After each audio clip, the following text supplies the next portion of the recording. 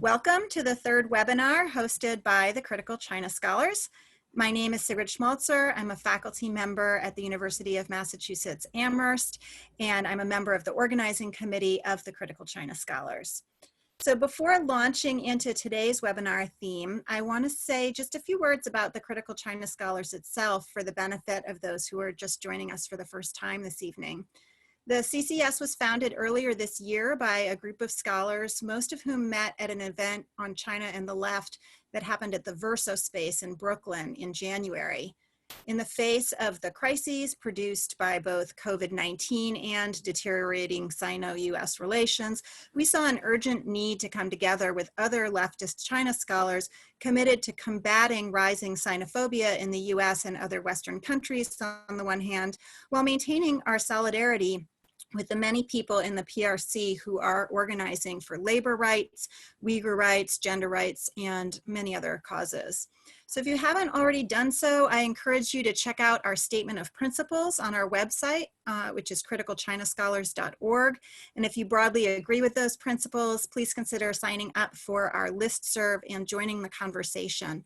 The sign-up link is also there on the website. Our first two webinars composed a two-part series titled Viral Politics, Left Perspectives on the World in China, and it focused first on capitalism and imperialism, and then in the second installment on racism and nationalism, and you can find those archived videos on the website as well. And I'll also take this time to mention that our next webinar is on China and the US election. That's coming up on Wednesday, October 28th at 7 p.m. Eastern Standard Time.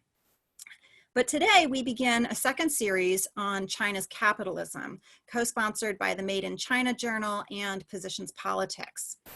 China's growing significance and positioning within global capitalism is crucial to understanding contemporary hostility between the Chinese and US states. While often viewed from abroad primarily in terms of an urban export economy, China's capitalism is actually uneven, varied, and full of tensions. So beginning this new series on China's capitalism, today's webinar looks at the emergence, dynamics, and effects of capitalist agrarian change in China. Focusing on this topic gives us the opportunity to think about the role of the rural areas in the massive transformations of the Chinese political economy. Of course, for China scholars and for leftists, the significance of Chinese rural capitalism today is deeply connected to the meaning of rural China in the Communist Revolution and in the building of the new economy in the Mao era. This so-called rural question has lain at the heart of modern Chinese politics for more than a century, and the Chinese Communist Revolution itself was, of course, notable for the role of peasants. Breaking with orthodox Marxism and some in the CCP itself, Mao and other leaders famously insisted that the peasantry could and must play a leading role in the revolution. Then during the Mao era, the state explicitly committed itself to eliminating the gap between the cities and the countryside. But while some of its policies pursued this goal in remarkably direct ways, other policies maintained or deepened the structural divide. Meanwhile, the rural areas were foundational for Mao-era economic construction, both in terms of labor, and we're learning more and more about the role of rural women in particular, and also in terms of ecology, as resources were extracted from the countryside and wastes transported back there from the cities. The organizer of today's panel and our first speaker, Sasha Day, has argued that recent decades have witnessed the end of the peasant as a coherent economic category, and still rural Chinese people continue to play a foundational and underappreciated role in building the new economy, as migrant rural laborers are quite literally building the cities. And the land itself is also undergoing capitalist transformation with far-reaching ecological consequences.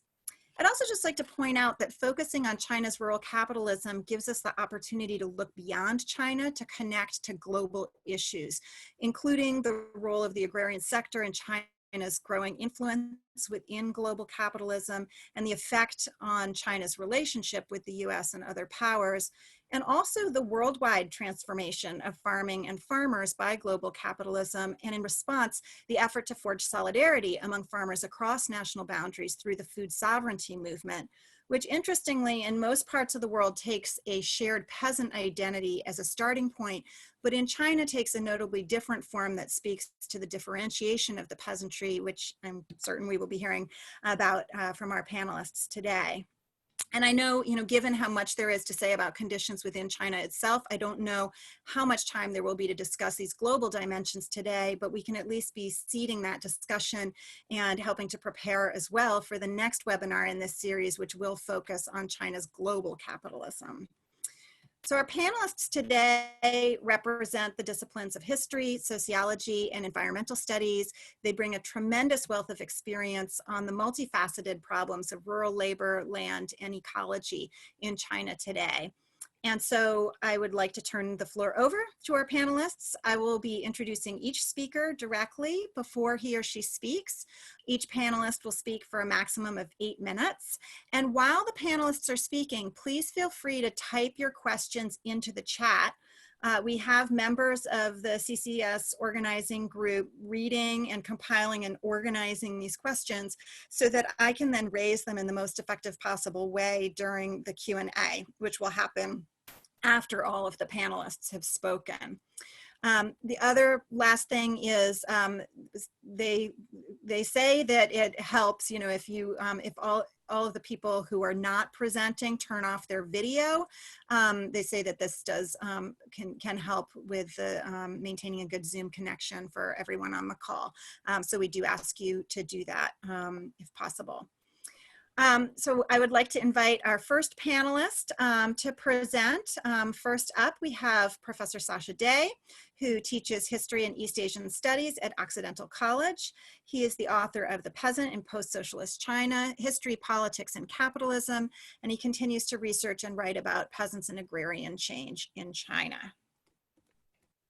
All right, thank you very much, Sigrid. I'm going to introduce capitalist agrarian change in China, kind of looking at its recent historical emergence. So the party has always had a long-term vision of agricultural modernization, meaning large-scale farming with increasing efficiency through the use of agricultural technology and the organization of rural labor. Of course, even before the 1980s, there are different ideas on how to go about accomplishing that goal and how much the central state should invest in doing so. In part to reduce the investment costs of agricultural modernization, the early rural reforms decollectivized agriculture and shifted it back to the household farming by the early 1980s, as is well known. This gave a one-off boost to agricultural production, but produced a further block to the scale up of agriculture with land fragmentation into tiny plots worked by household labor. Anyways, this allowed the state to focus attention on reforming the urban and industrial economy. Then since the late 1990s, however, the state returned to reconsider agricultural modernization and the scale up of farming, now with the intention of involving agrarian capital within the agricultural markets and production. This was to entail an industrialization of agriculture through vertical integration of farming and agribusiness. Yet even then, the main focus remained on the urban scene and the export economy, especially with the reform of the SOEs and the entrance into the WTO, and this at a time of the Asian economic crisis. So the state could not fully commit to the modernization of agriculture until the mid-2000s. One of the key tensions within state policy towards the countryside since the late 1990s is that the party comes to see the countryside both as a site of capital accumulation of profits and as a place onto which the state can push urban, social, economic, and environmental problems. Some examples of the latter would be cheaper food prices to minimize inflation and ameliorate urban social contradictions, policies to support food security, the dumping of environmental waste into the countryside, pushing social reproduction costs of urban workers onto the rural population, or the ability to push surplus populations back into the countryside when needed.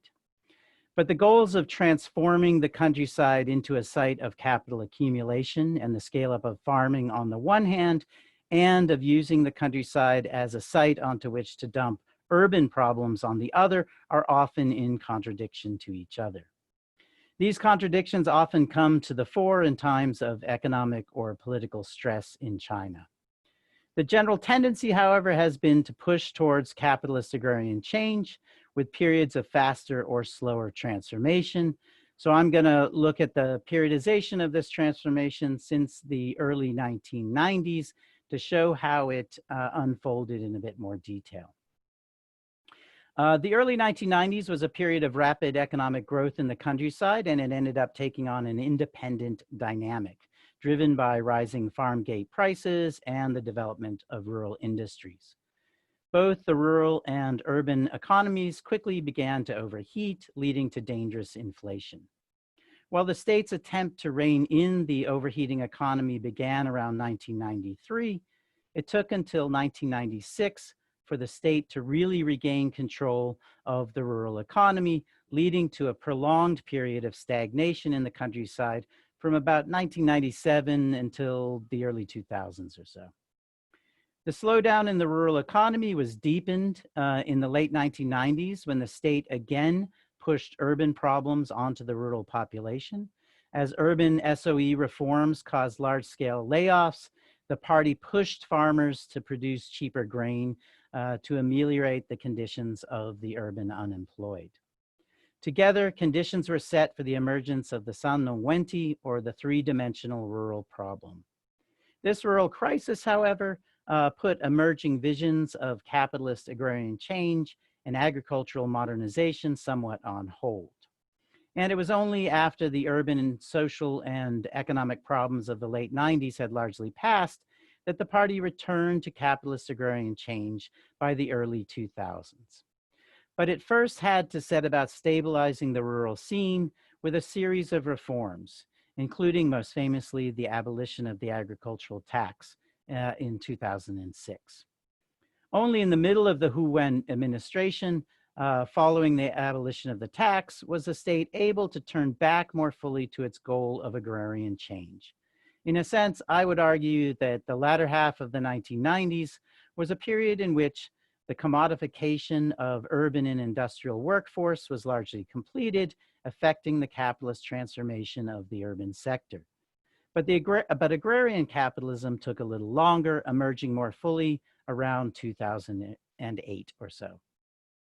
Although they had an earlier provenience, the basic institutions of capitalist agrarian change that came to dominate from that time are the dragon head firm, and these are basically agrarian businesses, land transfer policy, specialized cooperatives, and state subsidies. And I'm sure you'll hear about them from others, and we can talk about some details of them in the questions as well.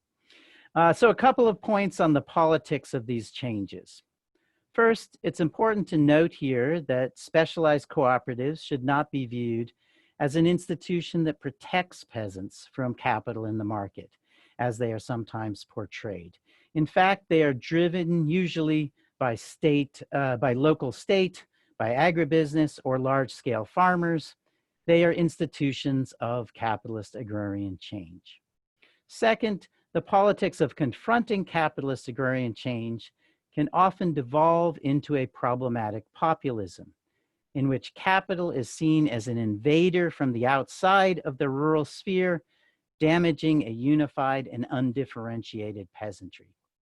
But the capital of capitalist agrarian change often comes from within the countryside itself, rather than simply being an invader from the outside. And the peasantry, far from being unified, is undergoing class differentiation. There are landless farm workers and big capitalist farmers emerging from the same village. Finally, the Xi administration has basically continued with these policies and even stepped up the speed of capitalist agrarian change. Although, again, there's a tendency there this tendency's been interrupted really by other concerns at certain points. Xi's new rural policy framework is called Rural Revitalization, introduced in 2017. This policy framework aims to make the countryside more business friendly and promises agricultural modernization by 2035. meaning the continued scale up of agriculture, more integration between agribusiness and farmers, with subsidies increasingly targeted to big farmers, the end of extreme rural poverty, village amalgamation, and faster urbanization. Back to you, Sigrid. Wow, that got us started really well. Thank you so much, Sasha. Okay, second we have Shaohua Zhan, who is Assistant Professor of Sociology at Nanyang Technological University in Singapore. His research interests include land politics, food security, and migration. And he has recently published a book titled The Land Question in China, Agrarian Capitalism, Industrious Revolution, and East Asian Development. Shaohua, are you there? Yes, I'm here. Great. Thank you, Sigrid, for your introduction. Hi, everyone. Greetings from Singapore. Just now, Professor Day has highlighted critical moments in China's agricultural transition. One of these transitions related to land, particularly the issue of rural land transfer. So my presentation will explore this issue further. Not long ago, a dominant view actually regarded the Chinese rural economy as a non-capitalist. The main reason is its land tenure system. The market reform starting in 1978 divided rural land and contract land rights to rural households. So each household has a right to farm small plots of land. Of course, the land is still collectively owned. So at that time, there was no large-scale agriculture, except for a small number of state-owned farms. There were also very few capitalist farms or companies involved in agricultural production. However, this has started to change in the past 2 decades. So in my presentation, I will touch upon 3 issues. The first issue is how the land tenure system has changed in the past 2 decades, and what are the main features of the current land policy.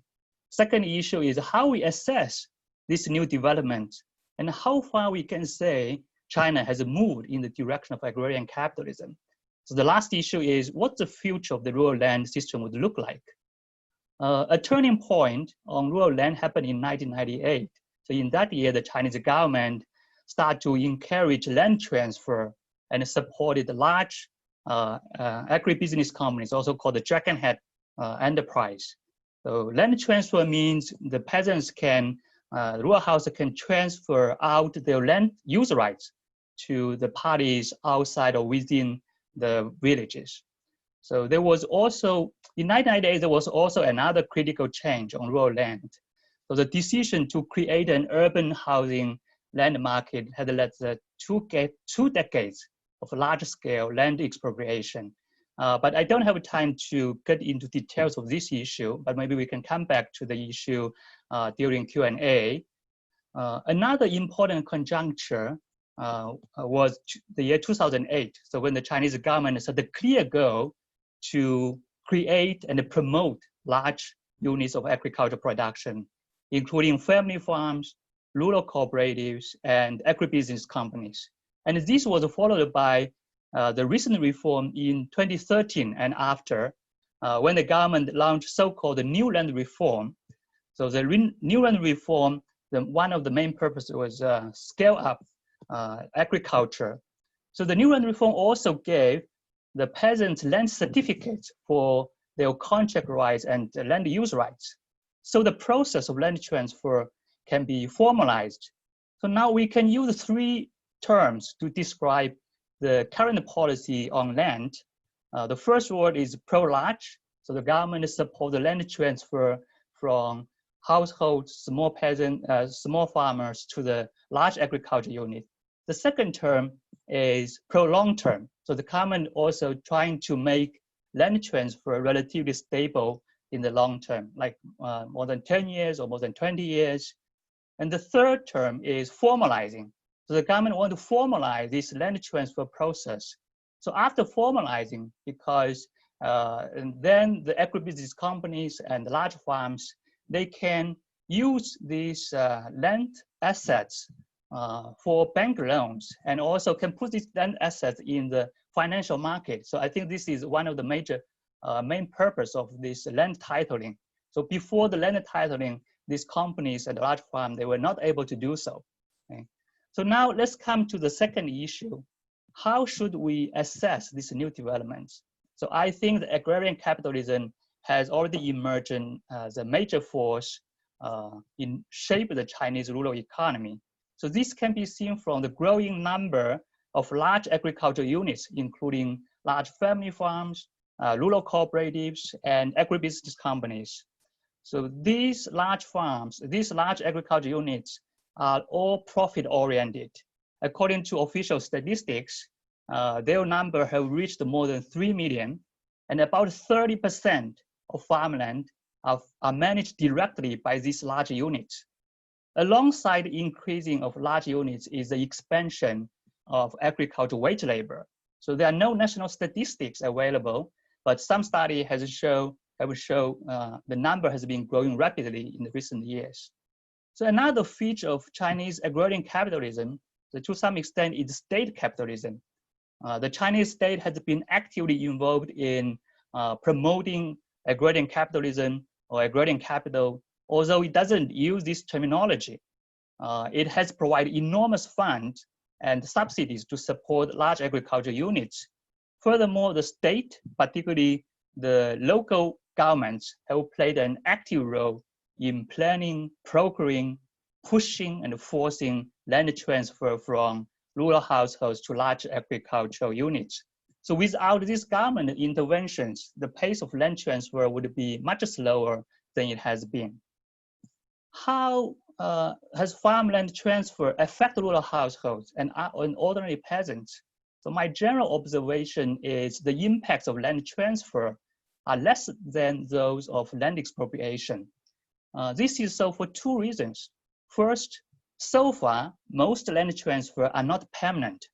Many households, at least the household I talk to, they still think they can take back their land, particularly in the emergency situations. The second reason is the peasants still receive rent from the land transfer, and the rent sometimes is quite high due to if the land transfer market is very competitive. But there are some groups negatively affected by the land transfer. One such group is rural elderly, particularly those in their 50s and 60s. These people are still active agricultural laborers, but they have difficulty to find a job in the city, and then they have to come back to the countryside. So the other group would be those I call specialized farmers. So these farmers, they rent in a small amount of land from their fellow villagers and practicing intensive farming of cash crops. And they actually can earn as much as what an average migrant worker could earn in the city. So they are also a group resisting this large-scale mandatory land transfer. Now come to the last issue. The last issue is a question about the future. I think the Chinese state will continue to consolidate farmland, and a growing proportion of farmland will be transferred to the large agricultural units, and some land transfer will be permanent, actually. More importantly, the urban capital will be encouraged to go to the countryside, as is happening now, to invest, to liquidate the land assets. And this process will be intensified because now the Chinese capital, the pace to go overseas has slowed because of these external conditions, because of US-China tensions. So in the future, so we'll be seeing more this capital going to the countryside. The key issue here, so for the future, is who gets what and how much. So that is to say the distribution of returns from this land will be contested. So thus we would see in the coming decades, more protests and conflicts will be around the land transfer and the financialization of rural land of the rural land. So this concludes my presentation. Thank you. Thank you so much. Our third panelist is Julia Chuang, who is Assistant Professor of Sociology at Boston College. She is the author of Beneath the China Boom, which has just been published by University of California Press.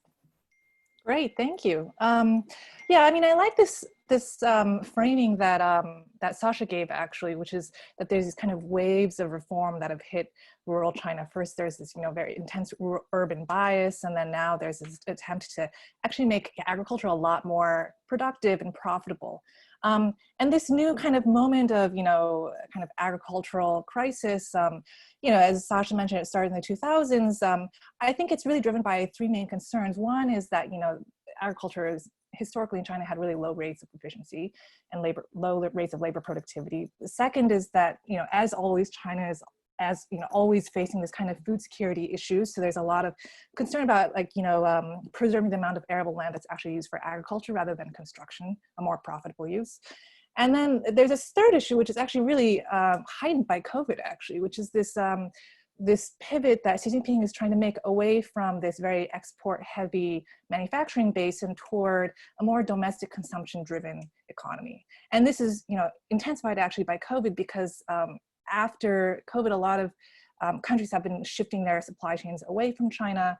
And so, there was already a slowdown in manufacturing as well as in construction before COVID hit. And now this kind of pullback away from global trade is going to mean that China is going to have to generate a lot more jobs and a lot more kind of its own domestic consumption. So, Sasha also mentioned that there is this kind of contradiction within rural China, which I really agree with. He frames it as this contradiction between the fact that China has historically used its rural society as kind of a dumping ground for all of its urban problems. And then this contradictory thing where they also want to make the rural economy incredibly effective and efficient. I think, there's kind of another, I think of this contradiction, I think there's a real contradiction. For me, the contradiction really is that Mao guaranteed a birthright to rural land use rights to peasants, and this is really seen as like a true birthright. And at the same time that he's made this guarantee of rural land rights, the fact is most countries, in order to sort of resolve the kind of state peasancy struggle, in order to make agricultural increase agricultural productivity, most countries have had to actually privatize rural land and really privatize the agricultural sector. So this is kind of the conventional path of agrarian capitalism that we usually talk about in the Marxist literature, at least. China, of course, they can't privatize land because they've had this socialist guarantee of, lifetime use rights to rural land for all rural people. And part of that guarantee is predicated on the fact that it's a two-sided coin. Like in order to, as Sasha says, kind of dump all of the problems of urban society onto rural China, meaning, China, to me, this dumping really is about China's two-tiered welfare state. China has this two-tiered welfare state where it's really cost-effective because they only pay for welfare for urban people, whereas rural people, they can just give them lifetime land rights and say, you can go back and engage in intensified farming during periods of unemployment instead of us having to deal with your unemployment. So, there's this kind of contradiction that they have now. They have to modernize agriculture, but they can't really privatize land. And in order to resolve that contradiction, they've kind of engaged in, I think, kind of two modes of rural modernization. Now, Shaohua has just talked about the kind of land rights, the modernization of the transfer of farming land to construction use. And I think that's part of this kind of larger sort of initiative, which is around rural urbanization. How can you inject new capital, new efficiency into the countryside? Well, this situation of each peasant living on 0.16 hectares of land, or 0.16 acres of land, is incredibly efficient. Small holdings are inefficient, and so we'll upgrade the peasantry so they're moving forcibly in a top-down fashion, expropriating land from rural farmers, forcing them to move into township settlements, to purchase high-rise housing, which is not quite affordable, although it's supposed to be subsidized, and to gradually transition them away from farming and more towards sort of service sector or manufacturing jobs. And the second part of this kind of pivot of trying to really modernize the rural sector really is around what Sasha was talking about, this agrarian capitalism. So introducing dragon head firms, introducing cooperatives, and really trying to make this kind of one village, one product, kind of top-down control over agriculture, so that agricultural production becomes mechanized, There's more fertilizers, more subsidies coming from the center, and there's a lot more standardization of agricultural production, so that each village will specialize in one product, and that product will become extremely standardized.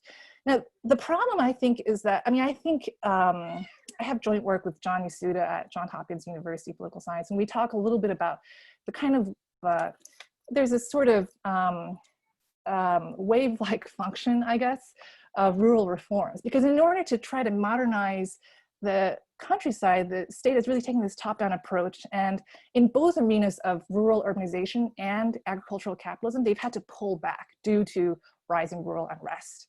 And so in the area of rural urbanization, there was this new socialist countryside campaign that was really inaugurated in 2006, experimentally at first, and then spread to the whole country, where they really upgrade farmers into this new apartment-style housing, and are trying to, hand in hand with that is that they can really modernize the countryside, make it look like beautiful townships, and then they can put that land away from away from agrarian use, low profitability agriculture, and more toward high profitability urban construction. So that creates a huge opportunity for graft as local governments kind of seize control of land transfer fees and other such taxes and fees that are generated in this process of land speculation. There were a couple problems with this campaign. So one was that there was not enough affordable housing built. Another was that this campaign was kind of spoken of as a land for welfare trade, where rural people would give up their birthright of rural land. They would really revise fundamentally that rural citizenship kind of contract, and then in place of that, local governments promised that they would actually absorb people into the urban welfare state. They would get access to schools within counties. They would get access to kind of upgraded healthcare and pension programs. They would be issued an urban hukou. Importantly, this hukou, though, was not actually issued to the kind of prefectural level or county seat urban centers around the area. They were just issued to the very same township that that peasants used to live in, but now they're sort of they're urban in name instead of rural. And so there's been a lot of pushback against this, and they revised this program. They made it into the new style urbanization program, which is more kind of focused on community building and neighborhoods and this kind of thing. So I really think that there's this, sort of contradictory sort of moment where in order to modernize the rural sector, the states really try to produce a lot of agricultural capital. And they've done this through kind of injecting a lot of subsidies into the rural areas and trying to standardize production and reform the land use policy. But there has actually been sort of a lot of pushback in the form of a resurgence of collective ownership. There are a lot of sort of villages that are shareholding villages now. They've organized themselves in order to kind of get access to the rents and the sort of profits generated through land construction. There is a new policy passed in order to allow village collectives to actually bring their own land to market for construction on their own. So in sum, I think there's a sort of struggle between state and peasantry that's ongoing over this issue. Great, thank you so much, Julia. Our fourth panelist is Jia-Ching Chen, who is Assistant Professor of Global Studies at UC Santa Barbara. His current research examines the global political ecology of China's environmental transformation. Hello, everyone. Thanks to the Critical China Scholars Collective for organizing this and inviting me. Today, these are fantastic lead-ups, and I really appreciate all of the really conceptually clear and historically and empirically rich material that people packed into just a few minutes. Today, I'd like to kind of discuss a bit of a pivot to what Sigrid was mentioning before, which is more of a global perspective on what we can see in China. And this ties into a lot of what has been already discussed by the previous speakers.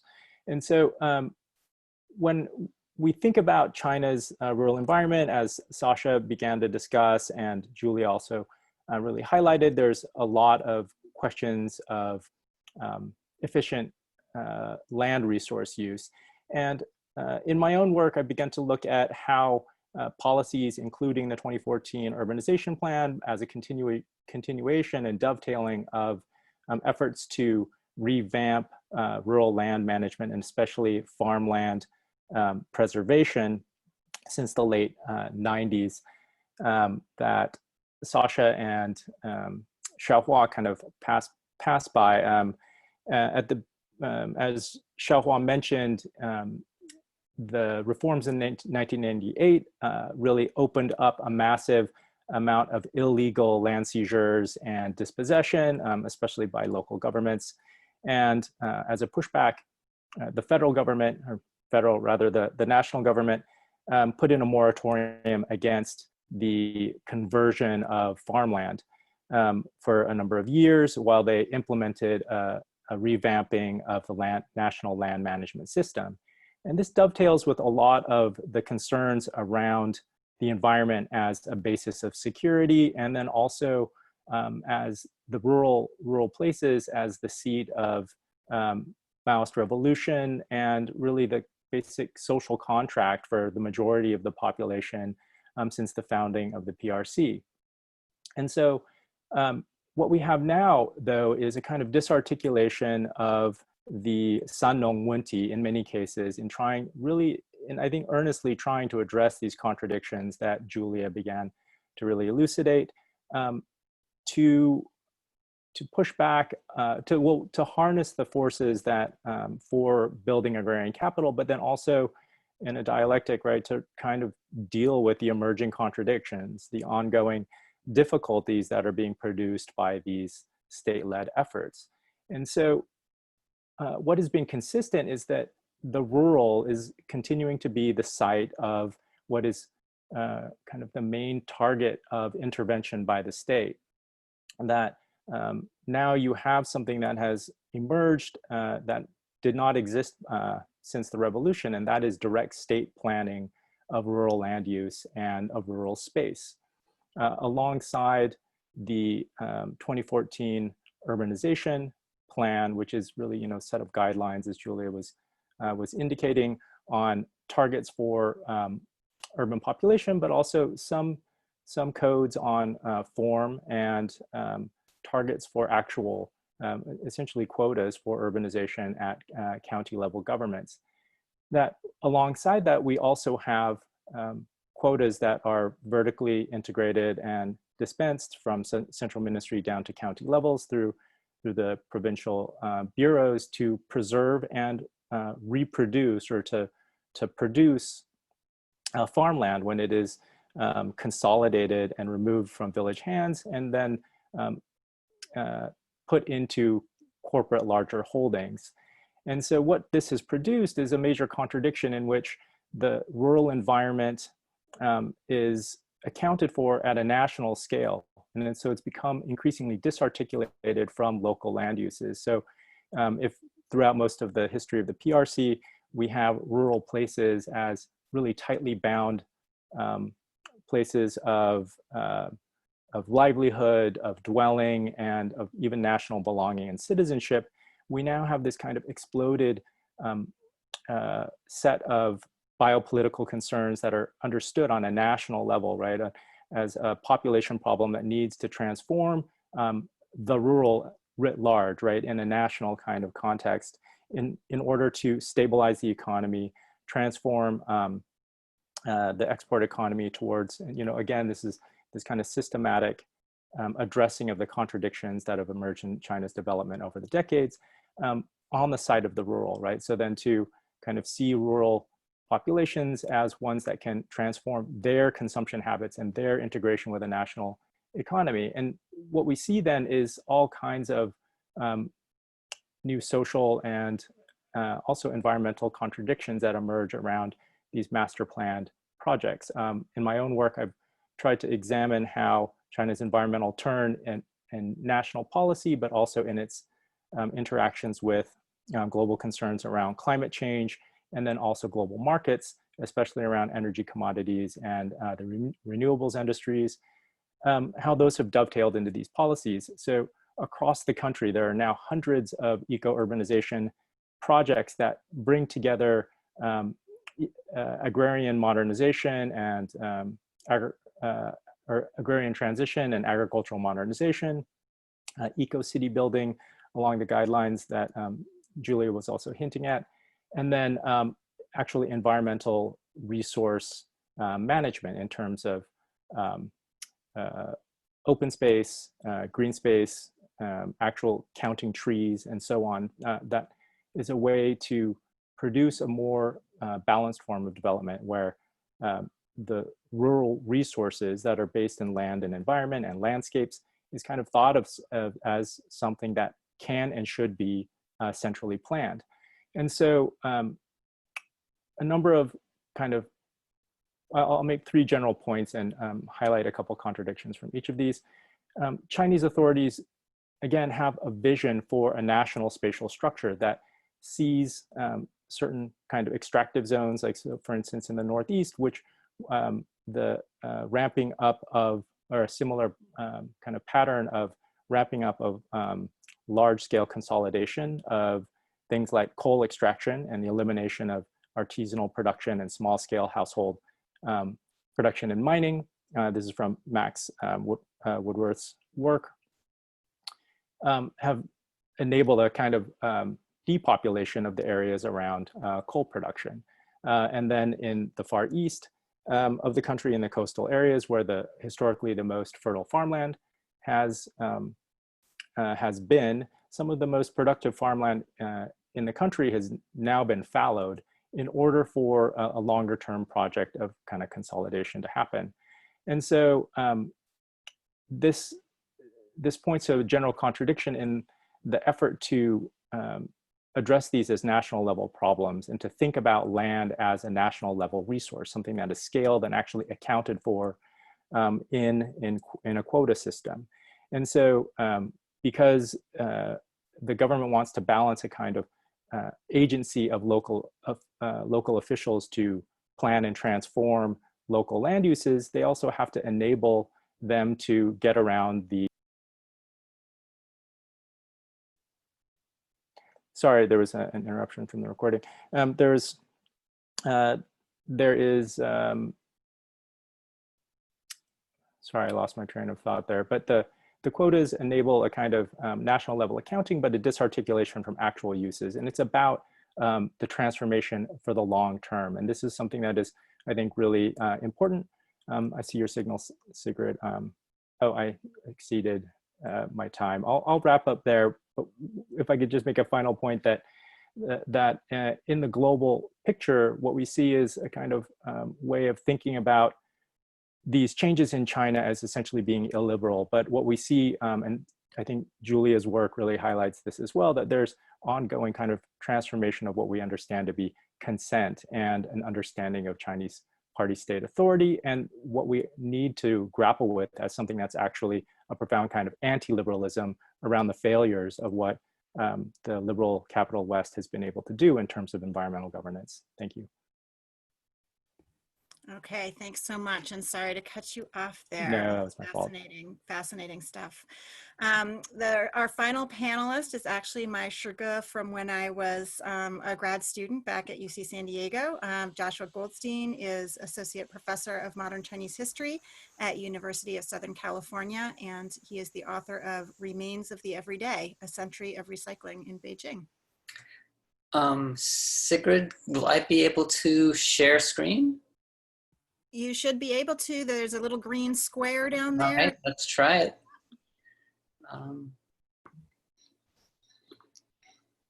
Okay. Yeah, that's working. Is it working? Okay, Yeah. I'm still shuffling around, sorry. Okay, so I guess this could be a time for people to like relax a bit, because this is a little less synthetic than and a little tangential, but and there's going to be pictures. So I'm going to focus more on the urban experience of rural migrant workers. The place of rural folks in China's changing political economy puts them in precarious geographies, both rural and urban. And so I hope by raising some of these urban experiences, it might figure productively into this discussion about China's rural capitalism. So over the last 20 years or so, I've been following the experiences of rural migrant workers informally working as recyclers in China's cities, and mainly in Beijing. And you may have heard in the news lately about how recycling in the US and Europe has been upended because China stopped taking our foreign trash. About 2000 to 2018, China had the biggest recycling import sector in the world. So if you lived in the US, you could pretty much figure that the plastic and paper you were putting in a recycling bin was going to China to be reprocessed. And so it's one of the obvious places where there's a really direct connection between globalization and rural land and rural bodies in terms of this, these dynamics, and also the transfer of pollution. But there was another side of the sector, an equally enormous domestic recycling sector comprised entirely of rural migrant workers, some 3 to 5.5 million of them in cities across China, collecting and sorting and reprocessing tens of millions of tons of recyclable waste each year. In Beijing in the 2000s alone, there were about 250,000 of these migrant recyclers handling all of the city's scrap. And for about 30 years, from the late 1980s up to about a year ago, migrant recyclers were responsible for a huge part of China's urban waste management. They not only provided an enormous service to China's cities for free, they also channeled tens of millions of tons of recycled materials to China's manufacturers and built a huge used appliance marketing network that for decades supplied tens of millions of refrigerators, air conditionings, TVs, and computers to migrant workers and rural residents. Yet their experiences in the cities, particularly in Beijing, have been marked by decades of discrimination, harassment, and extrajudicial violence. And this is a picture of a scrap market where people live and work. For the rest of my talk, I'm going to scroll through some pictures from a photo series by the journalist Wang Jing. In August 2017, Wang Jing shot a series of photographs in which he returned to about 20 recycling markets that he had previously photographed back in 2012, all of which had since been demolished. He brought with him large framed prints of photos he had taken in those same sites 5 years earlier when they had been bustling with activity. And in many cases, he also brought along the recyclers he had captured in those photos and had them hold the old image while standing in the now abandoned space that had once been where they had lived and worked. In many ways, these photos capture what I want to get across in the remainder of my presentation. So a neoliberal narrative of the last 30 years of migrant recycling would tell a story of rural migrants' triumph due to their entrepreneurial moxie, right? In that story, millions of migrants outcompeted an inefficient state-owned waste management system and turned urban residents' trash into cash to help their rural families survive, and some did quite well, built big houses, bought cars, and even got rich. And there is a related feel-good story about China's liberalizing its regulations as the state's draconian household registration controls of the 90s became less punitive in the early 2000s, et cetera. But that narrative of rural self-improvement through urban labor and capitalist prosperity bringing less harsh state control is based on a systematic erasure of repeated state-supported economic violence that has changed over the years, but in no way abated, certainly not for recyclers. A few key examples. The most well-known system of migrant abuse was the custody and repatriation system used in the late 80s until 2003 to terrorize migrant recycling enclaves, migrant enclave communities in general. Beijing police forces, or actually unprofessional vigilante teams called Lianfang Dui, would regularly raid enclaves, bust into people's homes, demand their papers, and take migrants into custody, and then often deport them back to their home village. The teams were well known for demanding bribes, ripping up people's papers, abusing and at times brutally beating detainees. Over half the migrant recyclers I met who worked in Beijing in the 90s had been detained, many of them also deported, and all of them had multiple encounters where their carts or goods were confiscated, bribes demanded, and paperwork destroyed. When custody and repatriation ended, migrant recyclers were no longer regularly terrorized on the streets and in their homes by uniformed thugs, but they still were very much at the mercy of the authorities. Especially during big urban events, recyclers were forced to pack up and leave town. The 2008 Olympics were the most dramatic example of this in Beijing. In the months leading up to the Olympics, scores of migrant recycling market enclaves were summarily closed and bulldozed out of existence. Of course, nobody was compensated for any of their losses. And there was also the massive wave of evictions in Beijing in the winter of 2017 that forcibly unhoused probably about 1 million migrant workers, not just recyclers, but migrants in all lines of work. But these moments and stories are just the highlights that over the years have received the most attention. And by attention, of course, I mean mainly in some foreign media and very little in Chinese press. And after these incidents pass, they are essentially erased from public memory. Economically, for the migrant recyclers involved, each one of these incidents involved a major economic loss: confiscation of goods, carts, processing machines, stored materials, housing. For migrant recyclers, the countryside is not just where you shelter in economic hard times, it's where you flee to escape urban state violence. But the point I want to make is that for migrant recyclers, these big incidents, the Olympics, the evictions of 2017 were hardly special. Migrant recyclers spent most of the last 30 years having their communities harassed and bulldozed over and over again. Recyclers who worked in the sector for the long term, say 15 to 20 years, were evicted on average about 8 times. The cumulative economic losses were tremendous. The main cause for these relentless evictions was the constantly rising land rents of the city as it expands, and the self-interest of urban landholders and officials at all levels of urban government. Scrap markets are a great way to collect land rents during transitions between agricultural land use and middle-class suburbanization, or a great way a company can continue to collect rents on land between construction projects. So I'm going to interrupt the photo slides to show you some Google Earth slides of just one market example in Beijing. That's in 2017, you can see there was nothing there. In 2007, you can see there's nothing there. In 2008, there is all of these are little stalls, each one of these squares. This was about a 60 stall market. By 2009, it was bulldozed again. By 2013, actually by 2012, but this photograph was better. You can see it's high-rise apartment structures, right? So land rents go up, and you know, in the transition, you make a nice bunch of rent off these migrant recycling markets. So Wang Jing's photos for me capture this erasure and get at how profoundly it shapes PRC society today. The growth of post-reform capitalism in China has, for migrants in the cities, involved 30 years of coordinated exploitation and violence by the state in concert with capitalist interests. The repeated confiscation of rural migrant assets enforced by threats of violence is an everyday experience that generally goes ignored and unrecorded. The potential that this cumulative history of exploitation will ever be acknowledged is doubtful. The idea of an apology or compensation is out of the question. This erasure creates a profound rift between rural migrants' experiences and how urban residents understand rural people and their own national economy. And as Wang Jing shows, the erasure is enabled and enforced and perhaps conveyed most profoundly by the expunging of migrant spaces from the urban landscape. So those are the main points I wanted to make. I mean, there's other let's stop sharing.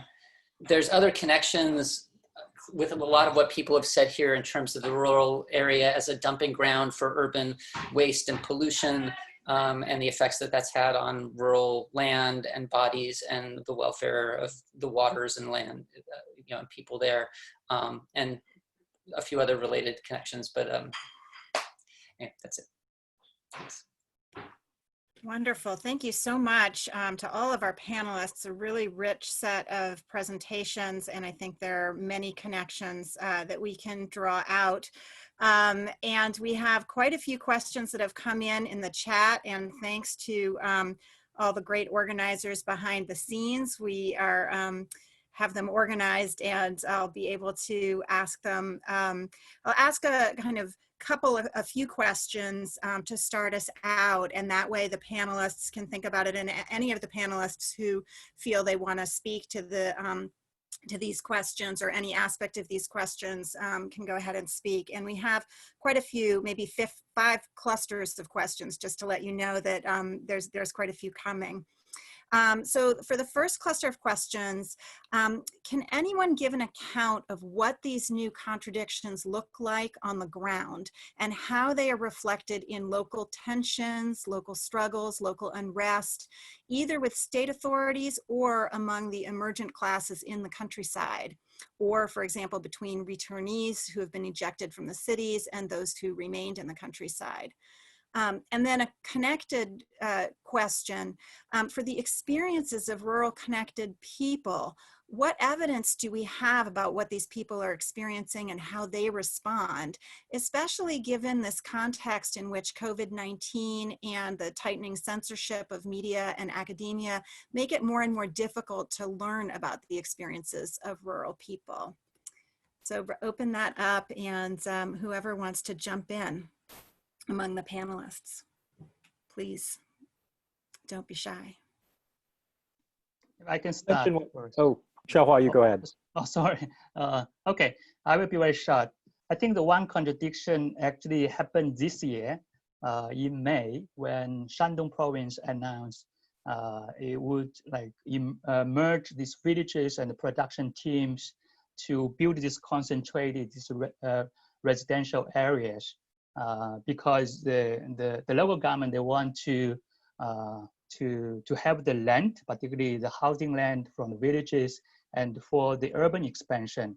So they trying to move these, the peasants to the high-rise buildings. This actually caused a huge backlash, not only backlash from the villages, but also the backlash from news media, NGOs, and also some government officials at the central level.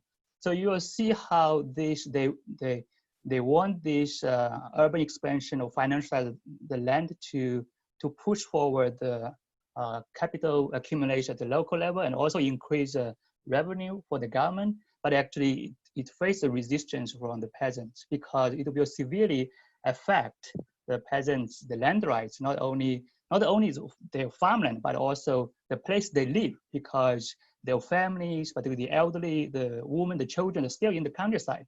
And then this, you see is a very acute contradiction between the, on the issue of land. Yeah.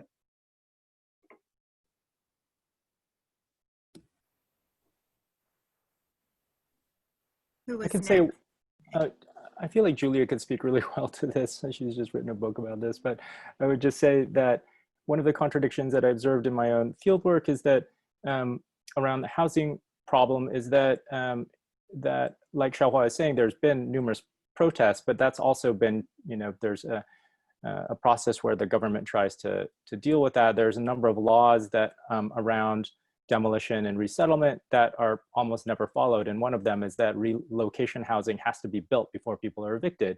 That almost never happens. And so people have to, the government makes up for that by giving people a kind of a rent subsidy to go and find rental housing in the city or other townships, and called guodufei. And the problem is that that the rents go up through the process of, you know, displacing hundreds of thousands of people from a small, you know, and small for third tier city is, you know, 1.odd million number of residents. You get lots of a massive influx into a rental market that didn't exist in the same way, and it really often the government is not responsive to that. And so over time, people have become more housing insecure, and that's a new phenomenon for rural China. And another aspect of that is that in the long term, some people may not even outright own their homes. In addition to being housing insecure, they might have, where they actually have to move, people in the long term may not actually own their homes. Do you mind if I add something too? Thanks for the shout out, JC. Yeah, I mean, for me, I guess the big contradiction really is that there's a contradiction between what the function of the rural countryside used to be and what it is now with this rural modernization. What it used to be, you know, while it was a dumping ground for urban problems, was it was a site of rural labor reproduction. And there was another question about this: does the rural countryside still function as a site of rural labor reproduction? It's trying to, but with the breakdown of villages and the kind of tenuousness of land use rights today, a lot of rural households, like, you know, I think Sally Sargison estimated something like 88 million, but this was in 2012, so it's a lot more now. Households have lost their use rights to rural land, and as a result, they can't actually engage in the subsistence farming that gave them a wage subsidy, which allowed them to withstand extremely low wages that are across the board in manufacturing and construction. Now, I think the question of rural labor reproduction, it varies by industry. So what you need to reproduce a labor force in manufacturing is very different from construction. Construction, you really need like the rural networks that are based in villages because they're trust-based, and because construction is much more precarious than manufacturing, and they organize a whole workforce in the villages, and then they bring them to as traveling brigades to cities where they do construction work. So that really relies on village reciprocity. And manufacturing, you just, you know, hold a testing day and you admit a bunch of workers, and they all call their middle school classmates, and they can all just come to Shenzhen to get the job. If they get fired, they go to another factory. So the requirements for rural labor reproduction are not as high in manufacturing, I think, as they are in construction and mining and other more kind of rural focused industries that are a little bit less regularized. So yeah, for me, that's the big contradiction, is that this land dispossession is really disrupting rural labor reproduction. Could I inject another? Oh, sorry, please go ahead. That's fine. Yeah, this is such a great question. I wanted to jump in as well. But first of all, I'd say that what's happening in the countryside in one place is completely different from what's happening in the countryside at another place. And I think it's always important to stress that. I've been doing research in a county in southern China, and one of the interesting contradictions that's kind of emerged there is this county became sort of a model for the province for the shift to tea production and having all the mountainous areas produce a lot of tea. So since the county was somewhat of a model, there was a lot of money, of course, flowed into it. The tea industry exploded. There are something like more than 500 different tea enterprises in the county. As a model, it's supposed to then lead other counties, similar counties, to do the same sort of thing. But what's actually ended up happening in the region is the next county over wants to produce tea as well and wants to jump in on this wave of investments and hopefully also, of course, sales of the tea itself. But they haven't really been able to. And so what's happened is that county next door ends up renting its land to tea enterprises and farmers from the first county. And then the labor from the second county ends up as migrant labor coming to work on the tea farms of in the first county. So that's this sort of weird kind of symbiotic relationship that's happened between these two counties, but a very unequal one and differentiated one. So you can end up sort of seeing class differentiation across these two counties, kind of upsetting the kind of provincial plans. So, yeah. So there's been a request for the panelists to turn on your videos, and I know JC was had some more to say here, but I would also invite Josh to speak up too on this question if you'd like.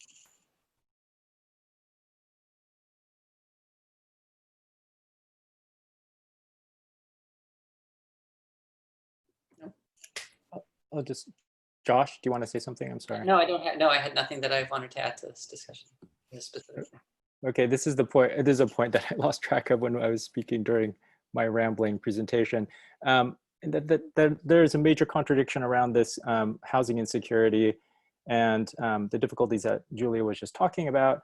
And notwithstanding Sasha's point that China is a very big place, and that is that rural people who can't afford this new high-rise housing and nominally labeled commodity housing, but it's also it's peri-urban, it's segmented, it's in some places it's stigmatized as relocation housing. It's not something that already urban hukou owners are going to go speculate on and buy as their second home or anything like that, right? But what I've seen is that a major problem is that people have had to liquidate their savings, right? And as all people who are working in rural China know, that people rural savings is at a really high rate, and that it's not a kind of commodity capital. It's held as something that is for later in life. It's for emergencies. It's for particular things. It's people are really reticent to like pay for water, pay for electricity, pay for things that of an urban lifestyle for a lot of people who are still in the subsistence reproduction economy, as Julia was talking about. And what that produces then is increased informal sector work, because these aren't people that can get jobs, and this actually depresses wages. And so this produces a contradiction in the overall kind of mission of urbanization to generate a domestic consumption economy. It actually, a lot of the relocation process, this is where I see this as people also for themselves kind of thinking about this being amortized over numerous generations, right? That people, even as they dispute and feel trod upon by the immediate process, don't necessarily have an absolute objection to what is happening. And that, I think, is something that really ought to be taken seriously and not just written off as political repression. Thank you so much for that very important point. the second cluster of questions turns our attention more in the direction of the institutions and their effects. So first of all, how will urban agribusinesses and financial institutions affect the different groups of the rural population? For example, the specialized farmers and the overall land distribution between commercial and rural uses. And then a second and perhaps related question, how has the hukou system, this is for people who aren't already familiar with this household registration system, been influenced by land acquisition by the government, and what has happened to migrants in the process?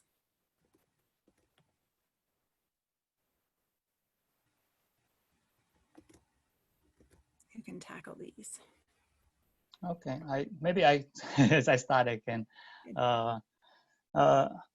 I think now a huge issue is the government trying to push the financialization of rural lands. So starting from the 1998, the financialization actually is only concentrated in the city. So we all know that China built a huge urban housing market, and this housing market actually has been some kind of engine of economic growth for the past 2 decades. But now the government and also the banks, they also want to do the same thing for the rural land. And that's actually why they push forward this rural land titling. And this will cause some issues. I think the issues now in the heat debate is when the capital come to the countryside, particularly come to invest in the, for example, rural houses. So how these rural houses can be financialized. I think now the policy is still the urban investors, you cannot have the ownership of the rural housing. You cannot have the ownership of the rural housing land. But you can have the use rights. So they're trying to do the same thing for the rural housing land. So like 3 rights divided, and each party maybe have a part of the land, have 1 right. But it's still very contested because when these land assets go into the financial market, and if sometimes the loans cannot be paid, how are you going to deal with this housing? So in the countryside. So now I think it's in a very heated debate, and the urban investor trying to push the boundaries for these reforms. And for the hukou, I think it actually reflects another contradiction. Now, except for these larger cities, the most medium-sized cities and small-sized cities, they actually open up their hukou. So they welcome the migrant workers, rural residents to come to take the hukou. But the problem is a lot of migrant workers, they don't want the hukou because on the one hand, the urban welfare associated with the hukou has been declining. On the other hand, they still want to retain their land assets and some other like community support in the countryside. They don't want to like be forced out by taking up the urban hukou. So I think that's the real contradiction. Now it's not the peasants cannot have the hukou. They can have the hukou, but now the issue is they don't want the hukou, and the government pushes them to take the hukou. Yeah. Thank you. Others want to chime in on this?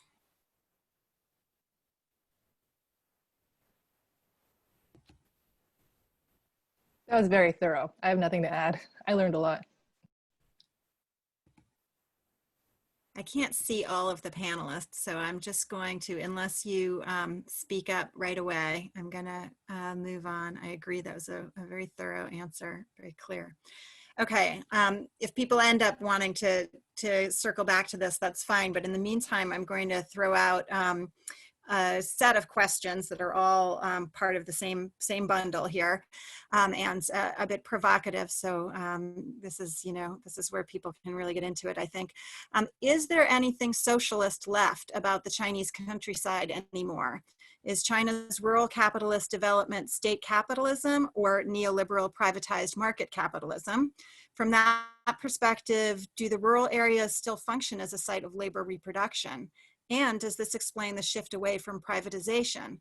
There was a time when privatization was indeed on the agenda, but that became heavily disputed. Has that path now been foreclosed in favor of land transfer?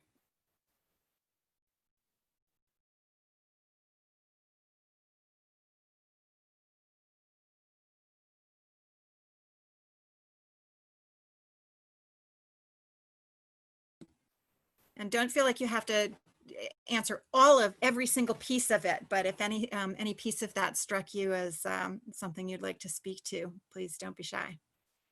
I might add a couple comments on this. Well, I mean, there's a question of what is socialist about the Chinese countryside, but then there's also the question of what is capitalist about the Chinese countryside. And there's this kind of question of directionality in Chinese rural reforms. Are we headed more toward kind of Western style agrarian capitalism, or are we still in this kind of what I would call kind of a state peasant struggle over the rights to the residual? Is kind of Jean Oi's framing of the question back in 1999. And basically it's just that, like, you know, the socialist Chinese countryside has really been kind of marked by this struggle between the state that wants to extract taxes and other kinds of sort of profits away from the countryside, and then peasants who want to keep it and sort of kind of hold on to their land as welfare. I still think that struggle continues despite the marketization, like, you know, Shaohua and others have written great stuff about the kind of differentiation of the peasantry and the introduction of contract farming. There's all these new market-oriented or market forms of ownership and employment that you never saw in the Chinese countryside.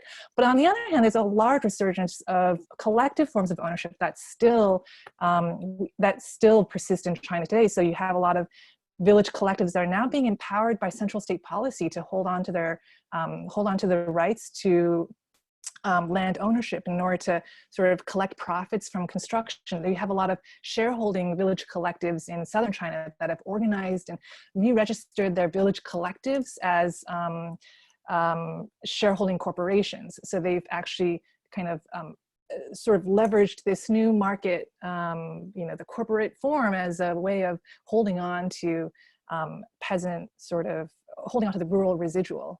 And I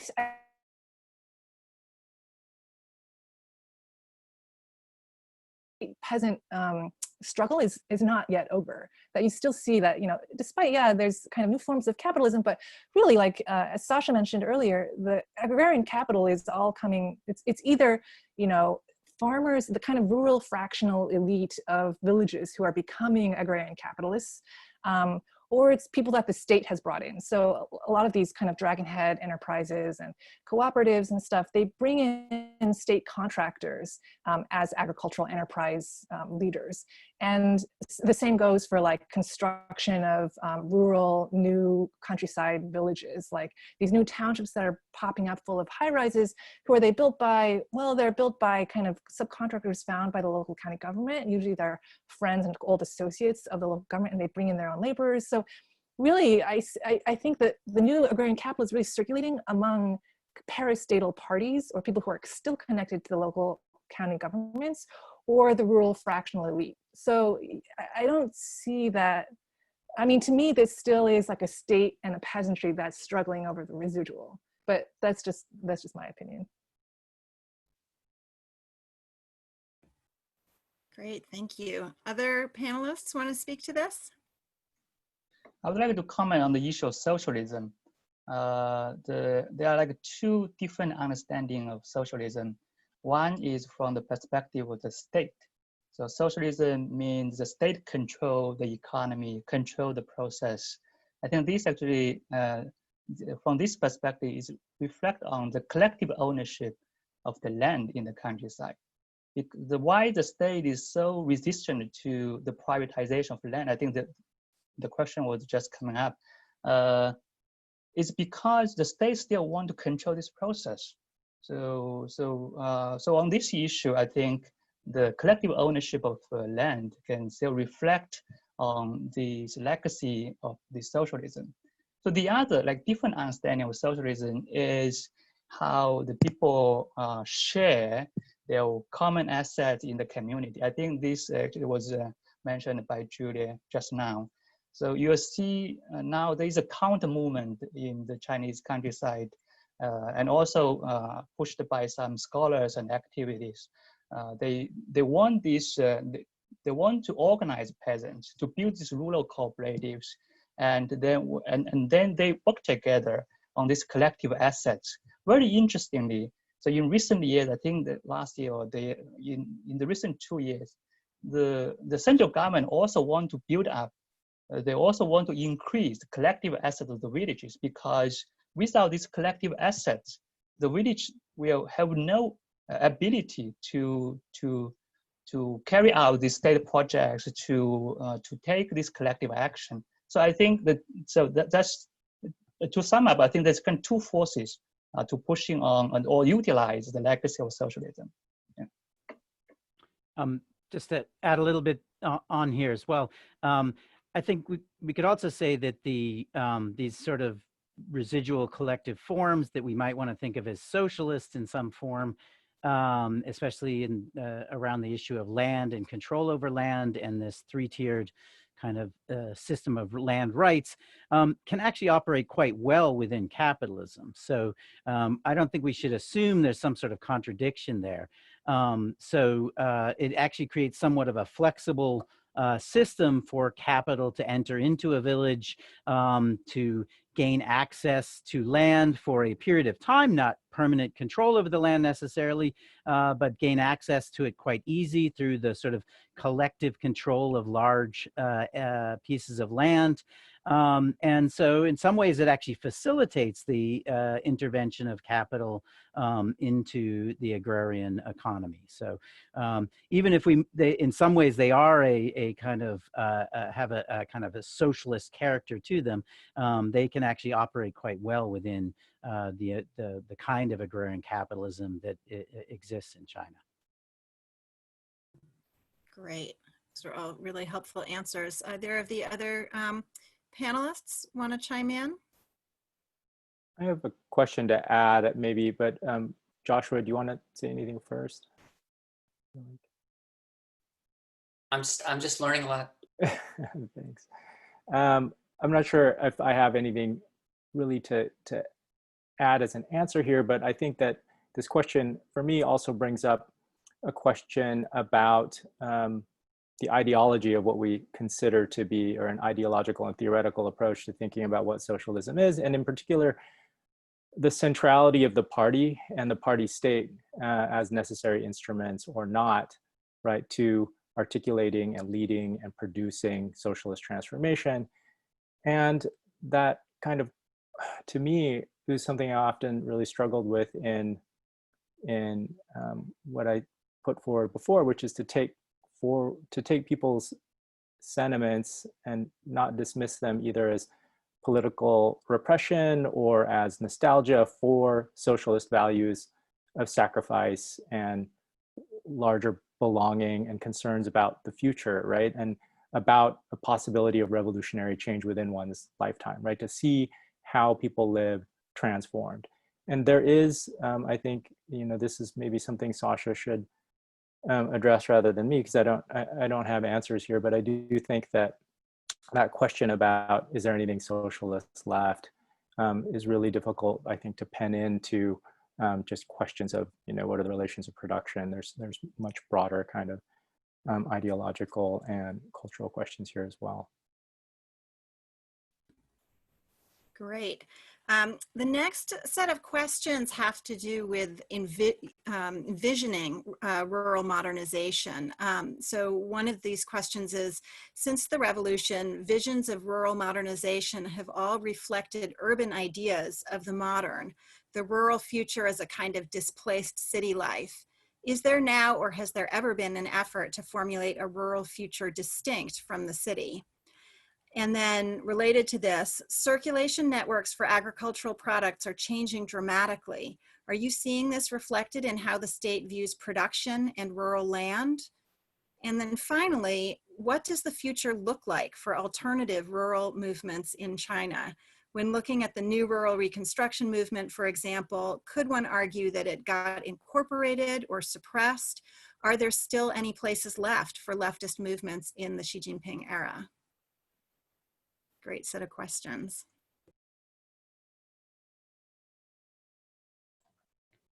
I mean, I could jump in on some of that, especially the kind of last question there. So actually, Mindy Snyder and I had an article kind of like what happened to New Rural Reconstruction more recently after writing about it in its sort of original emergent phase in the early 2000s. And I felt like maybe the way I frame it now is that in the early 2000s, and it relates back to what I spoke about at the beginning, in the Hu Jintao Wen Jiabao era, there seemed to be like, and kind of, it was a period of kind of openness to possibilities in a way that the present is not. And one of the kind of key places that possibility was envisioned was on the rural scene, and New Rural Reconstruction is really the kind of a prime example of that. So responding to those crises of the late 1990s, New Rural Reconstruction kind of envisioned a kind of bringing new life to rural collectives, especially with this Wen Tiejun's idea of kind of comprehensive collectives in the countryside. There is a lot of experimentation. It's hard to know exactly how many of these kind of New Rural Reconstruction collectives there were, but there were at least 50 or more kind of examples in the early to mid 2000s for that kind of collective.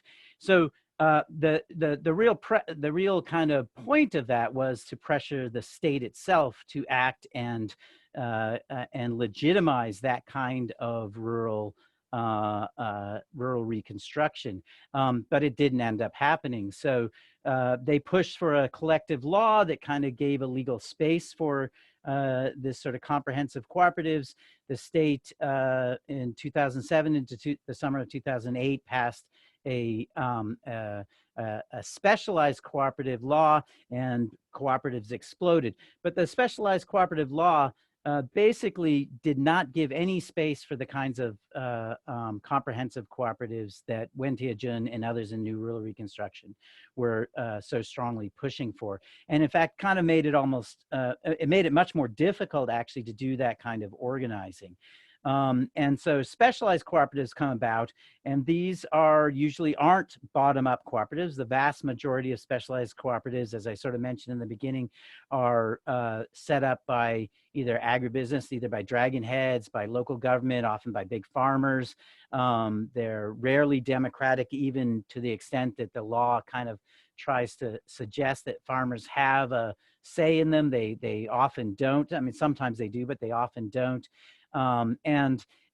Almost many of the sort of experimentation that was coming out of New Rural Reconstruction, many of the cooperatives were folded into specialized cooperatives, and New Rural Reconstruction activists kind of ended up losing control over them to a certain extent.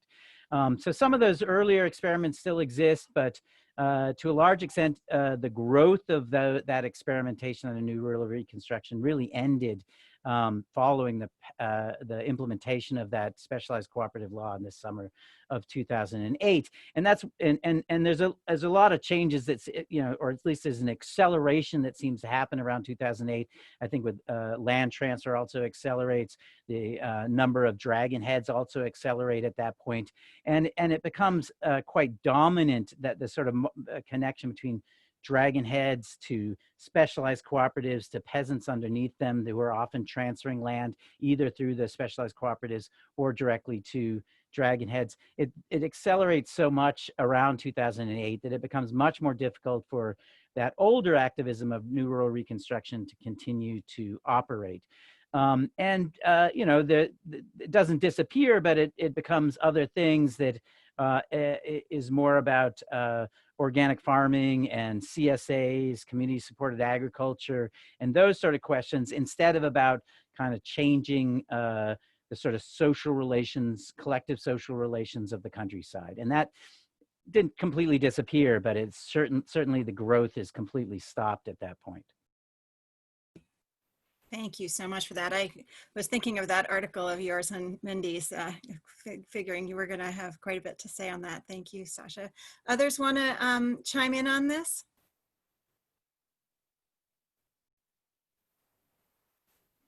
I'd like to comment on the recent development, So under Xi, so there have been two significant plans. One is issued in 2013.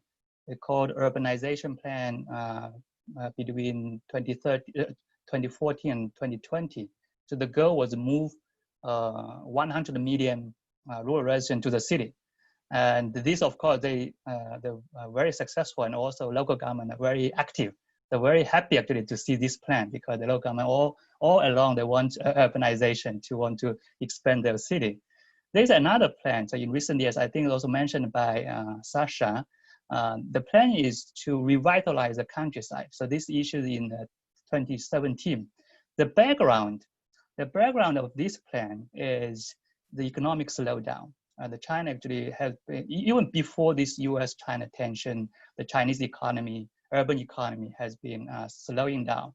And the capacity of these urban sectors to absorb the rural labor, including rural migrant labor and rural residents, has been declining.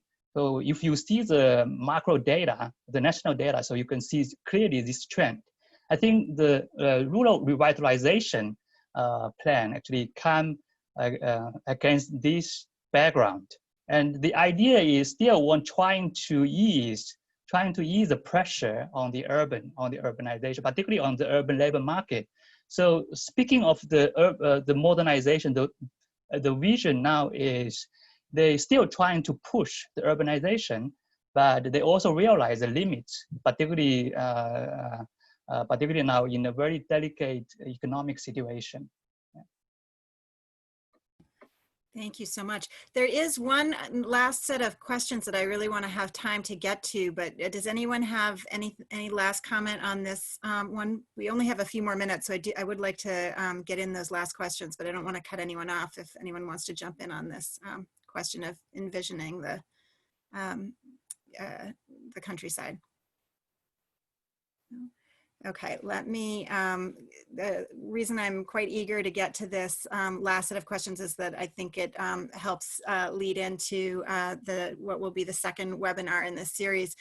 To what extent does the growth of China's rural capitalism depend on the Chinese state's ventures out into foreign markets? Does the One Belt, One Road have much bearing on it? And does that provide any sort of common site of struggle for agrarian movements elsewhere? And then related to this, how is China's rural capitalism affecting food security globally?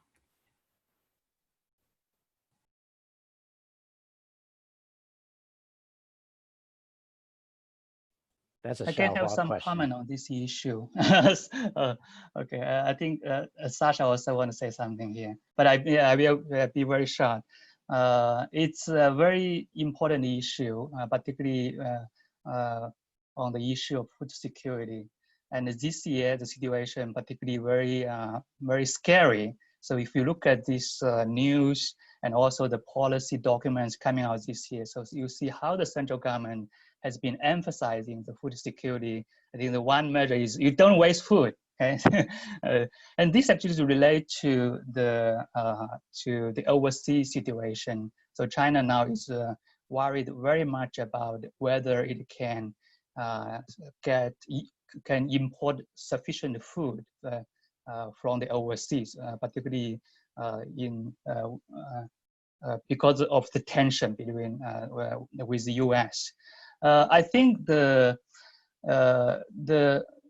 like a contradictory message in the government policy now. On the one hand, it's trying to concentrate the farmland, but they still believe these large farms are very good at producing enough grains, particularly for the grain crops.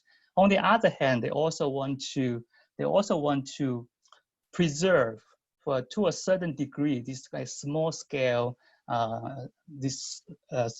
farms, because from the past experience, the government actually can use the policy to incentivize these small farms to produce grains. For example, in the 1995, and again after building a socialist countryside, and the grain production has increased over time. On the other hand, China also encouraged the agrarian capital to go out, particularly go to the Central Asia and also Southeast Asia, where I'm now. You'll see they're trying to put eggs in different baskets to kind of balance internal and external demand. Yeah. Sasha, were you chiming in too? No, I was just saying that that's a very Shaohua question since he's written just on that. So. Good enough. Okay, I think on that note, then we will wrap up. I want to thank again our co-sponsors, Made in China Journal and Positions Politics. And I want to encourage you all to join us for our upcoming webinars. We are going to, it seems important to talk about the US election. So we're going to do that, China and the US election, Wednesday, October 28th. At 7 p.m. Eastern Standard Time.